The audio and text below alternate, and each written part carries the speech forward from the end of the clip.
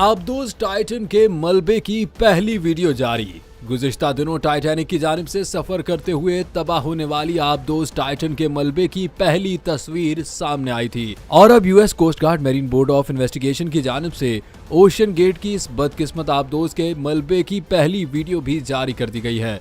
इस वीडियो में टाइटन की टेलकॉन को दिखाया गया जो समंदर की तह में धंसी हुई है और दरमियान से फटी हुई है, जिससे आबदोज की तारें झलक रही हैं। इस वीडियो को रिमोटली ऑपरेटेड व्हीकल से बनाया गया था और वीडियो में मलबे के साथ तारों, बरकी सामान, प्रेशर गेज और दीगर सामान को दिखाया गया है। आबदोज का मलबा टेबल कॉन के साथ बिखरा हुआ नजर आ रहा है, जबकि एक साइड पर उसे बनाने वाली कंपनी ओशन गेट का लोगो देखा जा सकता है। इस वीडियो को कोस्ट गार्ड कंपनी की 2 हफ्तों तक जारी रहने वाली समाअत के दौरान दिखाया गया। इस समाअत का आगाज 16 दिसंबर को हुआ था और इसमें आबदोज के तबाह होने की वजूहात की तहकीकात की जाएंगी, जबकि इस हवाले से मुमकिना इक़दामात भी तजवीज़ किए जाएंगे।